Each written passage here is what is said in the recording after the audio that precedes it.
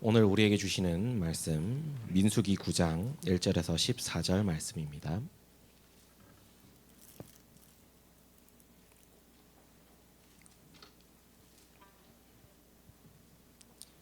1절 제가 먼저 읽도록 하겠습니다.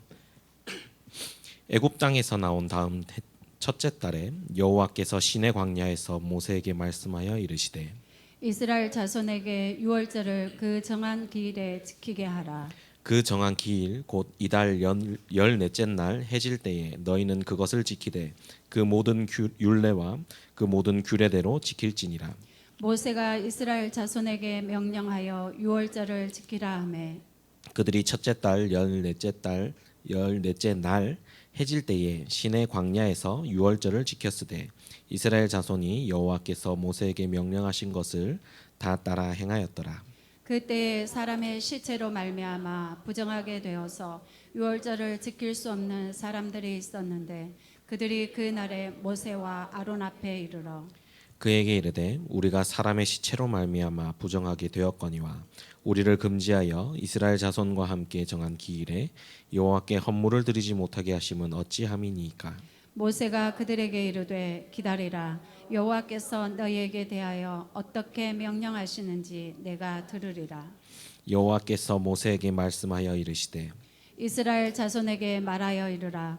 너희나 너희 후손 중에 시체로 말미암아 부정하게 되든지 먼 여행 중에 있다 할지라도 다 여호와 앞에 마땅히 유월절을 지키되 둘째 달 열넷째 날 해질 때에 그것을 지켜서 어린 양의 무교병과 쓴 나물을 아울러 먹을 것이요 아침까지 그것을 조금도 남겨두지 말며 그 뼈를 하나도 꺾지 말아서 유월절 모든 율례대로 지킬 것이니라. 그러나 사람이 정결하기도 하고 여행 중에도 잊지 아니하면서 유월절을 지키지 아니하는 자는 그 백성 중에서 끊어지리니 이런 사람은 그 정한 기일에 여호와께 헌물을 드리지 아니하였은즉 그의 죄를 담당할지며. 만일 타국인이 너희 중에 거류하여 여호와 앞에 유월절을 지키고자 하면 유월절 율례대로 그 규례를 따라서 행할지니 거류민에게나 본토인에게나 그 율례는 동일할 것이니라. 아멘. 아멘. 뭐 때문에 6월절 얘기가 또 나오고 계속 나옵니다. 성경 전체에 계속 나옵니다. 6월절 처음 시작이 출애굽기 12장에서 나오죠. 오리지널 처음 시작. 근데 그 출애굽기 12장을 한번 볼까요? 거기다 1절부터 14절까지.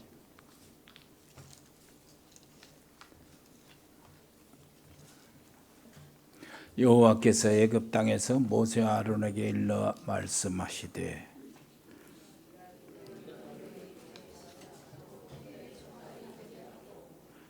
너희는 이스라엘 온 회중에게 말하여 이르라. 이달 열흘에 너희 각자가 어린 양을 취할지니 각 가족대로 그 식구를 위하여 어린 양을 취하되 그 어린 양에 대하여 식구가 너무 적으면 그 집의 이웃과 함께 사람 수를 따라서 하나를 취하며 각 사람이 먹을 수 있는 분량에 따라서 너희 어린 양을 계산할 것이며 너희 어린 양은 흠없고 1년 된 수컷으로 하되 양이나 염소 중에서 취하고 이달 19날까지 간직하였다가 해질 때에 이스라엘 회중이 그 양을 잡고 그 피를 양을 먹을 집 좌우 문설주와 임방에 바르고 그 밤에 그 고기를 불에 구워 무교병과 쓴 나물과 아울러 먹되 날것으로나 물에 삶아서 먹지 말고 머리와 다리와 내장을 다 불에 구워 먹고 아침까지 남겨두지 말며 아침까지 남은 것은 곧 불사르라. 너희는 그것을 이렇게 먹을지니 허리에 띠를 띠고 발에 신을 신고 손에 지팡이를 잡고 급히 먹으라. 이것이 여호와의 유월절이니라. 네가 그 밤에 애굽 땅에 두루 다니며 사람이나 짐승을 막론하고 애굽 땅에 있는 모든 처음 난 것을 다 치고 애굽의 모든 신을 내가 심판하리라. 나는 여호와라. 내가 애굽 땅을 칠 때 그 피가 너희가 사는 집에 있어서 너희를 위하여 표적이 될지라. 내가 피를 볼 때에 너희를 넘어가리니 재앙이 너희에게 내려 멸하지 아니하리라. 너희는 이 날을 기념하여 여호와의 절기를 삼아 영원한 규례로 대대로 지킬지니라. 아멘. 아멘. 예. 뭐 때문에 6월절에 자꾸 나오는 겁니까? 왜 그러죠? 이스라엘 백성들은 애굽에서만 공격당하는 게 아니죠. 광야에서도 공격당합니다. 또 가나안에 들어가서 정복하는데 거기서 끝나는 게 아니에요. 거기서 또 수도 없이 공격을 당해요. 그리고 사사 시대에 공격을 당하지요. 그리고 왕정 시대 사무엘 시대부터 시작해서 사울왕, 다윗왕 수많은 왕정 시대 왕들이 연결되는 그 시대에 계속 공격을 당해요. 그래서 6월절은 계속 지켜야 됩니다. 여기 민수기 우리 9장 1절을 보니까 애굽 땅에서 나온 다음에 첫째 달에 여호와께서 시내 광야에서 모세에게 말씀하여 이르시되 이스라엘 자손에게 6월절을 그 정한 기일에 지키게 하라 그랬어요. 그 정한 기일에. 우리는 지금 새벽에요. 민수기를 지난번에 말씀은 싸울 자를 계수하라 그랬잖아요. 그때 민수기를 시작 열고 난 다음에 새벽에 계속 그 안에 있는 포인트들을 짚고 지금 넘어갔고, 이 민수기 9장 6월절을 지키는 일도 새벽에 또 말씀을 드렸어요. 그리고 오늘 아침에도 또 이 말씀을 다시 한번 생각해 봤습니다. 그래서 이제 새벽 민수기 9장은 어떤 내용이냐면은 싸울 자를 계수하고 난 다음에 행진을 시작하기 전에 제사장이 할 일, 그리고 제사장에 속해 있는 레위 지파들이 무엇을 해야 될 것인가, 어떻게 해야 될 것인가, 그것을 자세하게 일러주고 그 다음에 행진하기 전에 신호, 나팔 이런 것들을 이제 익힙니다, 백성들이. 그리고 이제 바로 행진이 들어가는데 행진하기 직전에 6월절을 먼저 지키는 거예요. 6월절. 근데 오늘 6월절을 두 번째 지키는데 애굽 땅에서 나온 다음에 첫째 달에 여호와께서 시내 광야에서 모세에게 말씀하여 이르시되 이스라엘 자손에게 6월절을 그 정한 기일에 지키게 하라. 그러니까 그 정한 기일이 뭐냐니까 그 출애굽기 12장 방금 우리가 읽은 말씀 1절 2절 보면은 여호와께서 애굽 땅에서 모세 아론에게 일러 말씀하시되 이달을 너희에게 달의 시작 곧 해의 첫 달이 되게 하고 그랬어요. 그래서 그 6월절을 지키라는 겁니다. 그 말은 애굽에서 430년 동안 살아서 이스라엘 백성들은 스스로 달력을 갖고 있지 않았잖아요. 애굽의 달력을 사용하고 거기서 살았으니까. 애굽의 달력은 어떻게 되냐니까 애굽은 태양신을 모시는 나라잖아요. 중심 신이요. 그러면 태양신을 모시는 나라인데 그 달력을 보면은 가장 하지잖아. 하지. 낮이 가장 긴 절기 그 하지를 1월 달로 살고 그렇게 지냈어요. 그런데 하나님이 이스라엘 백성들에게 이 절기를 6월절을 지키라고 할 때는 3월쯤이에요. 3월쯤. 그러면은 3월쯤에 이제 이스라엘 백성들의 달력을 새로 정해준 거예요. 그것을 너희는 1월 달로 만들어라. 그리고 10일부터 14일까지 준비하다가 6월절을 지키는 이 일을 지시를 합니다. 그 말은 뭐죠? 애굽의 시간표에서 벗어나라 그 말이에요. 이제는 새로운 길을 가는 이스라엘 백성들, 그 애굽에서 해방받고 노예 생활을 청산하고 하나님의 놀라운 기적 속에서 하나님의 백성으로서 한 민족을 이루고, 그래서 이 세계 모든 민족들에게 그리스도의 비밀을 증거하고 하나님의 구속의 역사를 이어나가는 그 백성들에게는 애굽의 모든 시간표의 영향을 거기서 벗어나야 돼요. 그래서 하나님은 달력을 새로 만들어서 이스라엘 백성들에게 주시는 겁니다. 이 달력을 새로 만든다, 그 말은 또 다른 의미가 있어요. 이스라엘 백성들의 달력을 만들어 가지고 최고의 명절을, 큰 명절로 유월절을 이렇게 세우도록 하시는 겁니다. 우리나라 사람들이 설날을 가장 큰 명절로 생각하잖아요. 그런데 설날을 잊어먹는 백성들이 한 사람도 없어요. 그래서 달력을 바꿔가지고 1월로 만들고 큰 명절로 만들어 놓으니까 이스라엘 백성들은 유월절을 가장 큰 명절로 잊어버린 사람이 없어요. 여기 보니까 어떤 사람까지 다 지켜야 된다고요? 장례식이 많이 있잖아요.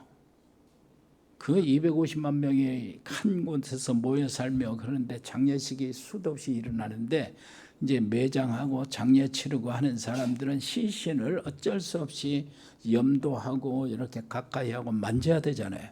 그런데 시신을 만지면은 부정되어서 모든 하나님의 제사 속에 참여를 못해요. 그러면은 이런 사람들은 유월절을 안 지켜도 되는가? 그러면 그때의 유월절은 이스라엘 백성들의 그 의식 속에는 가장 축복받는 예배요, 제사예요. 여기에서 우리가 제외되면은 큰일 난다는 거예요. 엊그제 6월절 작년에 6월절에 노예에서 해방받았잖아요. 6월절에 해방받고 홍해가 갈라지고 10가지 기적들이 막 나타나고 막 그랬잖아요. 그 축복이 6월절을 중심으로 나오는데 우리가 시신으로 만져가지고 장례식 치러가지고 부정하게 돼서 6월절 제사에 참여 못하면 얼마나 우리가 억울하냐. 그래가지고 지금 그 얘기 하는 거예요. 우리는 장례식 치르고 있는데 6월절을 못 지키면 어떻게 하냐. 우리는 어떻게 합니까? 막 모세에게 이 얘기하는 거예요. 그리고 또 한편으로는 멀리 여행 간 사람들이 달려와서 6월절을 같이 지킬 수가 없잖아요. 그러면은 이 자리에 없고 멀리 여행 간 사람들은 어떻게 해야 될 것인가 하는 것을 하소연하는 거예요. 6월절 이 축복을 우리가 놓치면 안 되니까. 그 정도로 그리스도에 놀라오신 그 복음의 예배가 그렇게 중요하고 우리도 그렇게 사모해야 돼요. 그래서 이제 모세가 내가 하나님께 물어보고 너에게 답을 줄 테니까 기다려라 그러는 거예요. 모세가 하나님의 응답을 받았어요. 자, 하나님은 이렇게 말씀하십니다. 부정된 자든 시신을 만져가지고 부정된 자든 멀리 있던 사람이든 그 안에 애국인들, 이방인들라도 이 안에 있으면 전부 다 유월절을 지키도록 해라. 그러니까 유월절을 건너뛰고 하나님의 구속의 은총과 하나님의 축복을 받을 길이 없어요. 그래서 모든 사람, 그러면 시신을 이렇게 만지는 사람들은 어떻게 해야 되느냐? 한 달 기다렸다가 유월절 지키라는 거예요. 무슨 말인지 알겠죠? 멀리 있는 사람들은 돌아와서 여유 있게 돌아와서 지키라는 거예요. 애국인들이 있으면은 거기에 이방인들은 거기에 유월절을 지키면 하나님의 구속을 받은 백성들과 똑같이 같은 축복과 은혜를 받는다는 얘기입니다. 그래 이게 발전해 가지고 성전에 이방인의 뜰이 만들어진 거예요. 옆에 사람 이야기합시다. 오늘도 예배에 성공하세요. 그렇게 되기를 바랍니다. 그런데 뭐 때문에 하나님은 유월절 얘기를 이렇게 많이 하시는가요? 보니까요. 굉장히 출애굽기 12장에 있을 뿐만 아니라 34장에도 있고 신명기 16장, 여호수아 5장 이렇게 해서 이제 신약 시대에 오면은 유월절 얘기가 직접 예수님과 관계되어서 나타납니다. 마태복음 26장, 마가복음 14장, 누가복음 22장, 요한복음 13장, 사복음서에 예수님이 유월절 지키고 섬기고 유월절의 주인공이라는 것이 조목조목 권수마다 다 나온 것이에요. 오늘 실제로 예수님은 유월절 날 어떻게 했어요? 십자가에 못 박히잖아요. 그래서 십자가 위에서 유월절에 어린 양의 제물이 되신 예수님께서 요한복음 19장 30절에 내가 다 이루었다 하고 유월절 제물로 완성을 하셔요. 자기 자신. 그래서 그럽니다. 왜 그러냐? 사단은 거기서 포기하지 않기 때문입니다. 우리가 구원받았다고 사단은 포기 안 해요. 오늘도 그렇습니다. 하나님의 백성이요, 구원받은 백성들이 어찌됐든 하나님을 만나는 일을 차단하려고 사단은 모든 수단을 다 부려요. 여러 가지 핑계를 대가지고 교회에 안 와도 될 수 있도록 마음속에 그런 사단의 역사가 계속되는 겁니다. 교회 여러 가지 어려운 일, 급한 일, 중요한 일도 있는데 아니 하나님께 예배드리는 것보다 더 중요한 일이 어딨냐 하고 교회에 나왔어요. 사단이 그렇다고 포기할 줄 아세요? 포기 안 합니다. 끝까지 안 해요. 바로가 포기한 거 봤어요? 안 했잖아요. 그러면은 사단은 어떻게 하는 겁니까? 여기 교회 왔어도 뭘 못하게 해요? 예배 성공 못하게 하는 거예요. 예배를 제대로 성공하지 못하도록 방해하는 겁니다. 여러 가지 상황을 따라서. 혹시 여기서 좀 기분 나쁜 사람 있으면은 그거 빨리 놔버리세요. 기분 나쁜 거 저 사람 보면 기분 나빠하고 사단에게 또 당해. 예배에 집중 못하게 하는 거예요. 예배 성공 못하게 하는 거예요. 서운한 마음 옆에 사람이 옆에 사람 얼굴 보세요. 그리스도 안에서 사랑스러운 마음만 있으면 되는 거예요. 그렇습니다. 거기서 또 예배 성공, 예배가 제대로 집중한다고 그렇지를 않아요. 사단은 또 포기 않습니다. 은혜를 못 받게 해요. 어찌됐든 자기 똑똑해가지고 은혜를 못 받게. 여러 가지 판단력 이런 것들을 은혜를 못 받게 해요. 은혜를 못 받아요. 왜 은혜를 못 받아야 되니까? 은혜를 안 받으면 돼. 저 참석해서 은혜만 못 받으면 돼. 은혜를 받으면 성령이 역사하잖아요.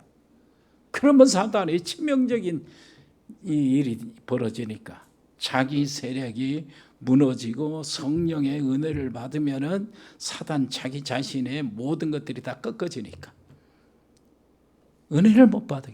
은혜 받았다고 포기할 줄 아세요? 은혜 못 받으면 은혜 받았다고 포기를 안 해요. 뭐까지 지켜보고 따라다니냐? 현장에 가서 하나님의 백성으로서 전도자로서 제자로서 삶을 못 살게 만드는 거예요. 현장에 가버리면은 큰일 나잖아요. 현장에만 안 가면 돼. 그러면 아무 일 없어요. 사단은 그래요. 절대 포기 안 해요. 무슨 말인지 알겠죠? 끝까지 포기 안 해요. 그래서 그리스도의 이름을 계속 불러야 되는 입장이에요. 우리가 막 불러야 하는 거예요. 부를 수밖에 없게 돼 있어요. 여러분 우리 전도자의 그 축복이 얼마나 큰지요. 정말 우리 한국은 가만히 보면 어떤 일이 있어도 망하지 않는 모습을 역사 속에서 우리는 봅니다. 희한하죠. 박정희 대통령 때 30몇 년 동안 혼자 이제 정권을 잡고 있었잖아요. 근데 그때 필리핀에 마닐라라는 누구지? 마닐라 맞아요? 필리핀 그 누구 있잖아요. 몰라 하여튼 그 동상도 있는데 생각이 안 나. 똑같이 정권을 잡았어요. 근데 필리핀은 그때요 엄청나게 부자였어요. 우리를 돕고 원조도 해주고.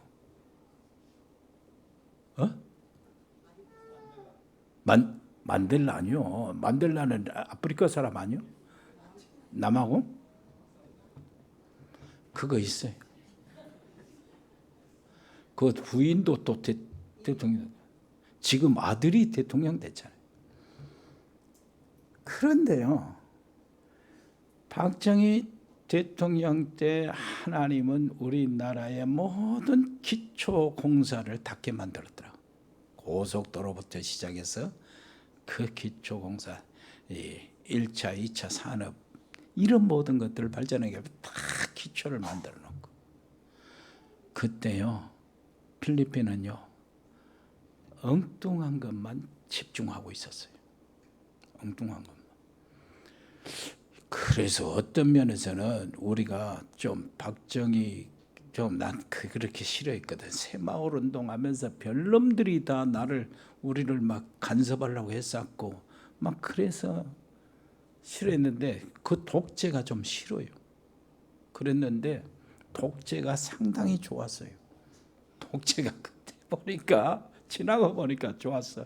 고생한 사람들은 많이 있었지만 그거 가지고 말이요, 독재 가지고 야, 이거 뭐 전두환이도 그렇잖아요. 폰이 팔아먹어. 그리고 손해 본 것은 국내에서 다 반가에 막 이런 식으로 막 몰아붙였잖아요. 고속도로 뚫고 막 이렇게 제철 공장 만들고 박정희 얼마나 기본 이것들을 다졌는지. 필리핀은 그 필리핀 마닐라에 공항 짓는 거 지금도 못 지었어. 다. 그 정도로 사람들이 무엇을 한 줄 아세요? 전부 다 정권이 민간인으로 넘어가지고 민간인들이 전부 다 막 주도를 해요. 그때 민주화가 비슷한데 민주화 그때 일어난 기본이 안 되고 민주화를 이뤄놓으니까 필리핀이 엄청 무너져요. 조금만 하면 바꿔버리고 조금만 대통령 바꿔버리고 이렇게 돼버렸어요. 그러다가 필리핀이 저렇게 낙후가 돼버린 것 같아요. 야, 하나님이 하시는 일이요. 그때 한국 교회가 얼마나 선교에 열심인 줄 아시죠? 한때 우리가 중국 다니고 막 이렇게 동남아 다니고 그럴 때 공항에 보면은 공항마다 한국 사람들이 북적북적했잖아요. 러시아, 중국 할 것 없이, 동남아 할 것 없이 공항마다. 근데 공항에 한국 사람들이 가득 차는데 그 한국 사람들 다 옆에서 앉아 있어 보세요. 여러분 다 느꼈을 거예요. 전부 다 교인들이요. 교회에서 막 가는 거예요. 단기 선교 가고 막 이렇게 하는 거예요. 이런 것들이 얼마나 긍정적인 그 결과를 이루는데 한국 복받은 나라예요. 그럴 수밖에 없어요. 소련 개방하자마자 교회에서 들어갔어요. 중국 주계 장막 무너지지마다 교회에서 들어갔어요. 얼마나 들어갔는지. 너무 극성해서 문제지. 그런데 한국밖에 없어요. 100년 전에 미국이 그렇게 선교를 제일 잘했잖아요. 이스라엘 그 땅을 보면은 정말로 하나님의 언약을 버리고 있을 때는 그 민족 자체가 고통이었어요.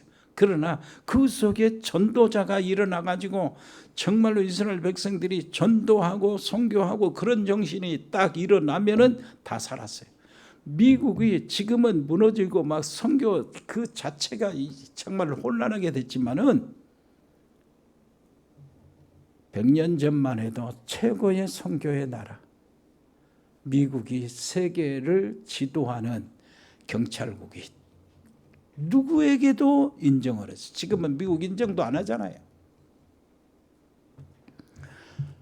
그 속에서 우리나라가 이렇게 성장한 겁니다.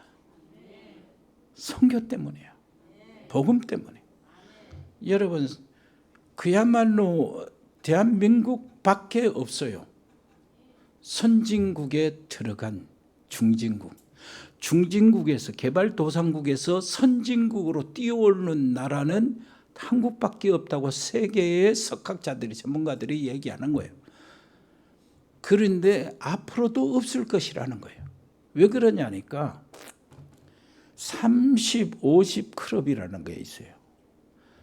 국민소득 3만 불 그리고 인구 5천만 이상 그 나라.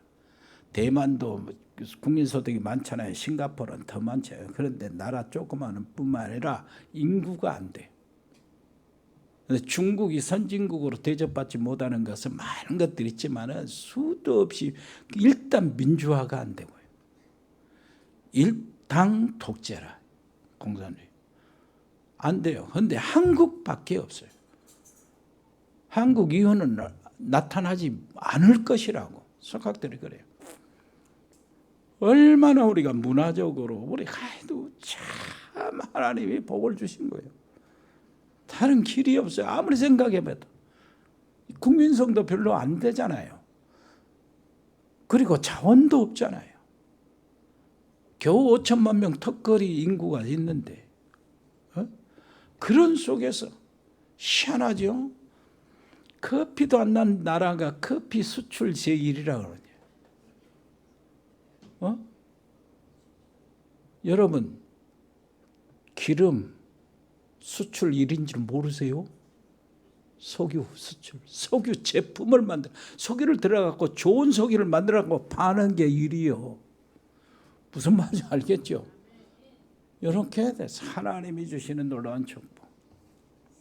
여러분 이럴 때일수록 우리가 무엇을 해야 되느냐? 하나님이 원하시는 거 그거 잡아야 돼요. 무엇을 많은 게 아니에요. 그것이 바로 하나님께서 주시는 언약 잡는 겁니다. 우리라도 딱 잡아야 한국 교회 보류가 되고 세계 교회 보류가 되는 거예요. 하나님이 이 민족을 축복할 수 있는 이유가 딱 우리에게 있어야 되죠. 그래야 우리가 복덩어리가 되는 거예요. 다른 사람 인정하든 안 하든 우리는 오직 그리스도, 오직 복음 전도 선교 237 5천 종족 복음화. 유월절을 기념일로 지키라는 것은 잊어버리지 말라는 거죠. 그래서 우리 교역자들도요, 우리 장로님들 또 우리 증자들, 우리 렘넌트들까지 똑같아요.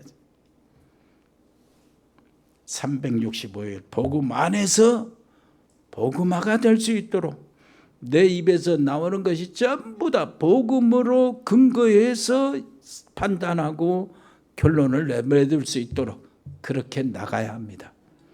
그러면은 이 복음이라는 게 참 얼마나 큰 능력이 많아. 우리 산업인들 모임 속에서 이야기했지만은 나도 모르는 사이에 전혀 표 안 나게 완전히 바꿔버리는 게 이 복음이에요. 나도 그렇지. 우리 집사람도 그렇지. 우리 아이들도 그렇지. 나도 모르는 사이에 복음이 얼마나 이게 완벽하게 바꿔버린 거예요. 내가 40일 금식하면서 날마다 계절마다 일주일씩 금식하면서 그 철야를 하면은 금요일마다 철야하는데 밤 9시 10시부터 새벽 4시 새벽 예배 인도갈 때까지 서서 막 철야 인도하고 막 그랬어요. 하나도 된 것이 없어. 그래도 이런 거는 돼요. 이상하게 닭이 먹고 싶네요. 그러면 누가 닭 갖다 주고 이런 응답은 와요. 그런데요, 본질적으로 내가 바뀌고 우리 집사람 바뀌고 우리 자녀들이 바뀌고요, 가정이 바뀌고 내 목회 생활이 바뀌고 사상이 바뀌고 이런 모든 것들이요, 이것은 전혀 없었어요. 오히려 열심히 하면 할수록 더 뭐에 빠졌냐? 말씀대로 산다 하면 율법주의로 쭉 빠져버리는 거예요. 그리고 내 행동, 그 나무는 열매를 보고 안다 하면서 내가 모범적인 생활을 이렇게 보이려 하면은 나도 모르는 사이 종교 생활로 빠져버리는 거예요. 그리고 수많은 프로그램이 있잖아요. 교회 프로그램이 많아요. 그 프로그램을 따라서 공부도 하고 훈련을 받고 이렇게 와서 프로그램을 딱 개발해서 하려고 하면은 나도 모르는 사이 인본주의에 쫙 빠져버려요. 무슨 말인지 알겠죠? 여러분 무슨 말인지 알겠죠? 나는 그래서 하나님의 능력을 받아야 된다고. 능력을 받으려면 금식밖에 없다고. 하나님께 집중하는 거. 생명 걸고 금식하고 40일 금식하는데 그 능력을 추구하다 보니까 어느새 신비주의로 빠져 들어가 버린 거예요. 뭐가 없어요? 기본이 없는 겁니다. 그리스도라는 바탕이 갖춰지지 않아서 그래요. 내가 그리스도 몰랐습니까? 알지요.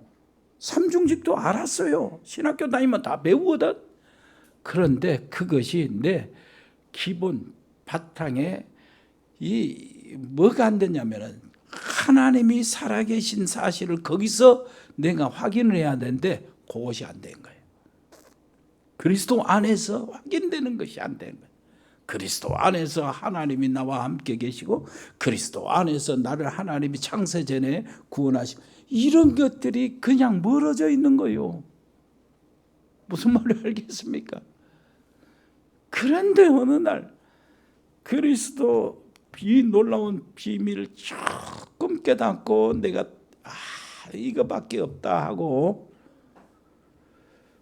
거기에 딱 머물러 있고 그래서 다른 거 아니고 오직 그리스도다 이렇게 생각하면서 모든 것들을 거기다 맞추려고 노력하는 도중에 나 자신이 바꿔져 버린 거예요. 목회관이 바꿔집니다. 교회관이 바꿔져요. 국가관이나 이런 모든 것들이 싹 바꿔지더라고. 그러면서 우리 집사람이 바꿔져 버렸어요. 창피할 노릇이지만은 난 이거 할 얘기는 하나도 안 하고 지금 엉뚱한 얘기하고 있네. 시간 다 가버렸네. 우리 집사람하고 갈등이 얼마나 많은 줄 압니까? 그 금식하고 우리 집사람도 아직 20일 금식도 하고 막 그랬어요. 20일 금식해야죠. 요즘에는 우린 죽을 생각하고 해야 돼요. 그때는 어떻게 했는지 모르겠어요. 그런 속에서도 새벽 예배에 딱 들어가고 그러면 우리 둘이 긴장이 돼요. 잠을 끄덕끄덕 새벽 예배에 자니까 좋으니까 미치겠어요. 사모가 새벽 예배 와서 전다. 미치겠어요. 어떻게 해요? 자극을 주면은 충격을 주면은 안 졸겠지 하고 백목을 잘라가지고 던졌어요. 교인들이 있는 데서. 그때마다 충격을 받은 것이 아니고 속으로 엄청 판단하고 있었더라고. 아이고 꼴까봐네. 그런 식이라. 나중에 고백 다 하더라고. 알아듣더라고. 그럴수록 흑암의 세력이 더 잡혀. 그럴 수밖에 없죠. 내가 뭔데 아주 엉뚱하게 붙잡고 이 나무다리 긁고 있는 시메라 신앙생활 자체가 열심히 한다고 하는 것이 그렇게 무너지는 열심이라. 얼마나 우리 집사람 아프기도 하고 말이요. 위장병 아프고 그다음에 허리 아프고 말이요. 별게 다 아팠어요. 디스크 진단받고요. 어느 날 복음으로 그것에 딱 뛰어넘어 가지고 복음만 잡자 하고 이렇게 하는 동안에 우리 집사람 허리 디스크 언제 낫지 할 정도로 없어져 버려. 그렇게 심했거든. 에어백이 에어밴드 막 바람 넣어가지고 받쳐주고 그렇게 걸어 다니고 숙이고 그렇게 했을 정도네. 한마디 말하면은 속에서 지금 여러분 트름하는 거 못 봤잖아요. 하루 종일 들으면서 꾸룩꾸룩 얼마나 그게 가스가 저 정도로 많이 나오나. 밑으로 나오면 큰일 날 뻔했다냐. 얼마나 가스. 그것이 어느새 없어진 거예요. 우리 아이들이 완전히 바꿔진 거예요. 학교에서 우리 반 애들 중에 한 5명, 6명이 그래 목사님 딸들이 있고 그러는데 아이들이 있는데 우리 전부 다 목사님 딸들이 자기 아빠가 목사님이라고 말을 안 한대요. 창피해서. 창피한데. 너는 어쩌냐 하는 게 나는 아빠가 목사인 게 너무 좋다. 처음 그 얘기를 들었을 때 얼마나 속으로 감사하든지. 아이들 그러기 전에 어떻습니까? 영적 문제 도졌잖아요. 내가 금식하면서 철야하면서 정말로 하나님의 뜻대로 산다고 하면서 막 이렇게 빠져 있을 때, 복음의 진수를 모르고 누리지 못하고 있었을 때 이 아이가 영적 문제 와가지고 돌아버렸잖아요. 또 한 아이는 그 뇌출혈 와가지고 엄청 고생하고 막 그랬잖아요. 그런 것들이 다 그 여파예요. 어느새 없어지고 그 뇌출을 왔어도 하나님의 은혜로 얼마나 그 완벽하게 치유되는지 완벽했어요. 모든 생각들이 지금은 얼마나 엄마 아빠를 좋아하고 이렇게 공경하고 복음을 좋아하고 몰라요.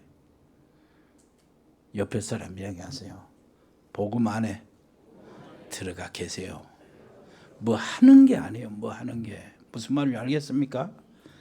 정말로 그렇습니다. 유월절 시작과 완성은 창세기 3장 15절 이 땅의 문제 딱 터질 때 그때 하나님께서 유월절을 시작하셨어요. 그리고 예수님이 십자가 위에서 다 이루었다 하시면서 완성을 했는데 그 십자가의 유월절의 피가 지금도 생생하게 살아서 흐르고 있어요. 그래서 예수님을 영접하는 순간에 그 십자가 유월절 사건이 내 사건이 되는 거예요. 무슨 말인지 알겠습니까? 그 유월절 사건이 내 사건이 된다. 이게 어마어마한 얘기입니다. 이게. 그것이 바로 운명이 바꿔지는 시간이에요. 내가 예수님을 영접하는 순간에 성령이 내 안에 오시고 악한 영 사단의 자녀된 신분이 완전히 바꿔져서 하나님의 자녀가 되잖아요. 성령이 내 안에 내주하시잖아요. 내 안에 성령이 거하신 줄 모르냐 그러잖아요. 그러면서 성령은 나를 인도하시잖아요. 진리로 인도하시는 거예요. 유월절을 통과해야 오순절 성령의 인도가 나타나는 거예요. 자연스럽게 나오는 겁니다. 그리고 천국의 배경대로 사는 겁니다. 주님 재림하실 때까지 이 땅에 내가 사는 동안에 주님이 재림하시면은 정말로 승리하는 것이고, 내 개인적으로 승리는 죽음이란 말이요, 하나님 보좌 앞에 가는 거란 말이요. 유월절을 통과했기 때문에 거기에 들어갈 수가 있는 거예요. 유월절이요. 정말로 유월절. 유월절의 비밀을 온전히 누리시기를 바랍니다. 유월절은 그냥 피를 바르는 것이 무슨 의미가 있습니까? 자꾸 그러죠. 이상하죠? 양의 피를 발랐는데 아침에 자고 나니까 애굽의 장자가 싹 다 죽었어요. 그런데 이 피를 바른 집안만 안 죽었어요. 이상하죠? 우리는 별 볼 일 없는 사람인데 예수 그리스도 이름을 불렀더니 나중에 보니까 별 볼 일 없는 자들이 망하지 않고 살았고 승리하고 있었다 그 말이에요. 지나보니까요. 절대 안 된다고 버티던 바로 왕이 어느 날 양손을 들고 항복하면서 이스라엘 민족을 나가라고 이렇게 떠미는 겁니다. 그게 유월절이에요. 우리가 예수 그리스도 이름을 불렀더니 사단이 완전히 항복했습니다. 두 손 번쩍 들었어요. 이 양의 피를 바르고 나니까 애굽에서 빨리 나가라고 합니다. 우리가 예수 피 그것을 믿었더니 세상에서 완전 승리하는 진리를 붙잡게 되었습니다. 이 말을 알아들어야 되죠. 예수 그리스도로 말미암아 양의 피 같은 말이에요. 예수 그리스도를 구주로 영접한 순간 내 수준이 바뀌는 것이 아니고 내 신분이 바뀌어버리는 것입니다. 이전 것은 지나갔으니 보라 새 것이 되었도다. 영접하는 자 곧 그 이름을 믿는 자들에게는 하나님의 자녀가 되는 권세를 주셨으니 그랬어요. 이것은 뭐냐? 13절에 뭐라고 합니까? 혈통으로나 사람의 뜻으로 나지 아니고 어머니 아버지를 통해서 나는 것이 아니고 오직 하나님께로부터 난 자들이니라. 하나님께로부터 태어난다니까요. 하나님께로부터 태어났으니 더러운 귀신과 모든 무당과 점쟁이들이 그 장난하는 모든 팔자와 사주에서 완전히 해방받는 거예요. 그 상관이 없이 우리는 하나님의 자녀가 되는 겁니다. 내가 진실로 진실로 너에게 이르노니 내 말을 듣고 또 나 보내신 이를 믿는 자는 영생을 얻었고 심판에 이르지 아니하나니 사망에서 생명으로 옮겼느니라. 이것으로 끝나지 않습니다. 뭐라 그래요? 내가 너에게 천국 열쇠를 주노라 그랬어요. 이 놀라운 축복을 하나님의 백성들 우리들이 맛을 봐야 되잖아요. 그리스도의 진짜 맛을 보면은 끝입니다. 그래서 그리스도의 복음 여기에 대해서는 나는 진짜 흔들지 않으려고, 생명이 이렇게 왔다 갔다 해도 흔들리지 않으려고 지금 마음을 먹고 있는데 어떻게 될지 모르겠어요. 하나님이 그렇게 믿음 주셨으면 쓰겠어요. 그리스도로 말미암아 내 신분이 바꿨습니다. 그리스도로 말미암아 내 안에 성령이 계십니다. 그리스도로 말미암아 내게 천국 열쇠가 주어졌습니다. 양의 피 바르고 난 후에 바로 왕을 꺾었다는 사실을 안다면은, 양의 피를 바르고 난 후에 애굽에서 나왔다는 사실을 안다면은 이것은 보통 축복받은 것이 아니에요. 그래서 예수 믿는 사람들이 그런데도 이 어마어마한 비밀을 다 몰라요. 안타깝죠.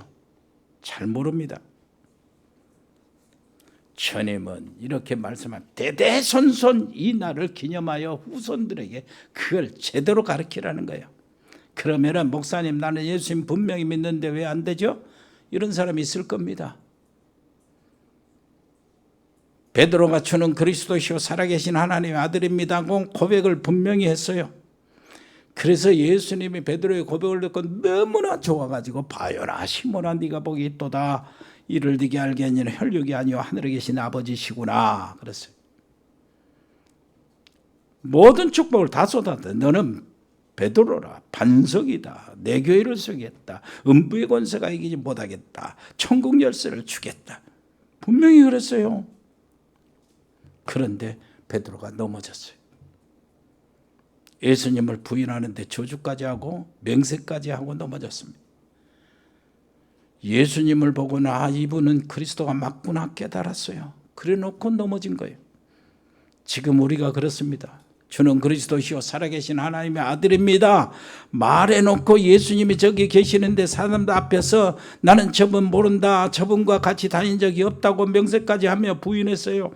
나중에 예수님 베드로를 찾아오셨죠. 베드로가 너무 죄송해서 말을 못하고 있었어요. 내가 주님을 사랑하는 줄 주님이 아시지요. 내 어린 양을 먹이라. 변함없이 주님은 베드로를 대하신 거예요. 왜 그렇습니까? 주는 그리스도시요 살아계신 하나님의 아들이십니다고 고백한 베드로의 고백은 진실한 고백이었고, 저분을 모릅니다. 저분과 나는 같이 안 다녔어요. 저주하면서 막 부인하고 하는 그것은 베드로가 약해서 거짓 고백이라는 것 알아요. 옆에 사람 얘기하세요. 거짓과 진짜를 주님은 아십니다. 참마음을 주님이 아시고 찾아오신 거예요. 무슨 말인지 알겠어요? 그리고 베드로한테 예수님 와가지고 뭐라고 그래? 너 진짜냐? 그런 말 한 적이 없잖아요. 알아요. 인간이 약해져가지고 부인한 것, 그것은 가짜고 진심이 아니라는 걸 주님이 알아요. 그런데 베드로의 진심은 뭐였어요? 예수님이 그리스도십니다 하고 고백한 것은 진심이었어요. 우리가 복음을 가진다면 그렇게 해야 돼요. 사람들을 그렇게 돼야 진심으로. 좀 시간이 갔지만 한마디 더 하고요. 여러분 기억하셔야 돼요. 뭘 기억하셔야 되냐. 참.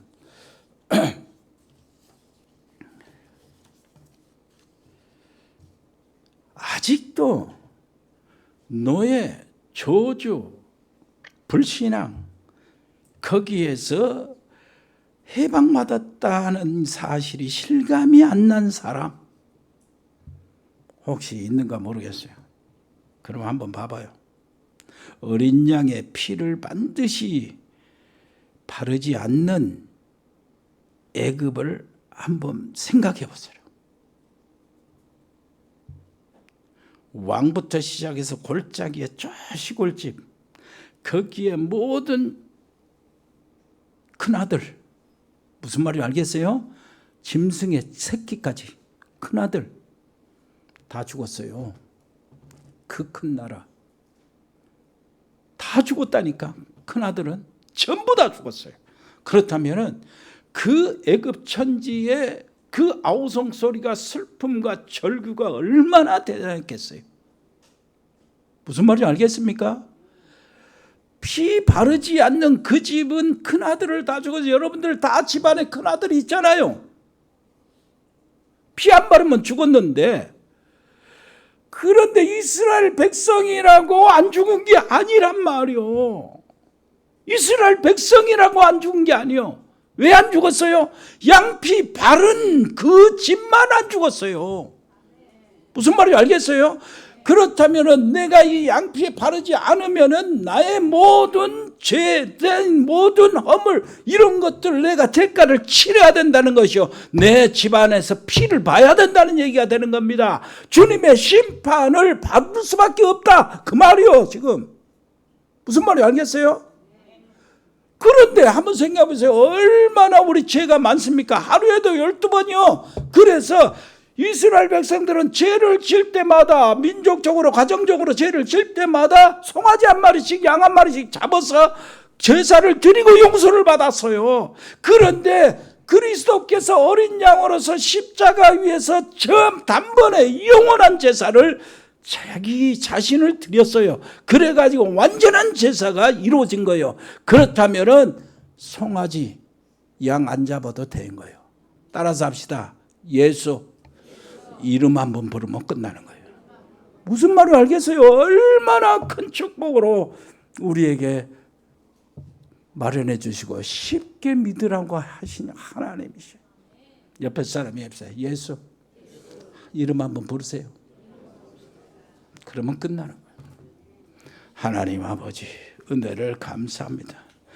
그 이름 예수, 희생의 비유월절의 주인공, 그것으로 우리는 생존하고, 그것으로 우리는 승리하고, 그것으로 우리는 영원한 생명을 누리게 되는 것을 감사드립니다. 온전히 그리스도 24시 바라보게 주옵소서. 예수 그리스도 이름으로 기도합니다. 아멘. 주 예수 그리스도의 은혜와 아버지 하나님의 크고 놀라우신 사랑과 성령의 교통하심이 여기 복음의 사람들 머리 위에, 복음의 사람들 가정 위에, 복음의 사람들 산업 위에, 직장 위에, 우리 렘넌트 학업 위에 영원토록 함께 계실지어다. 아멘.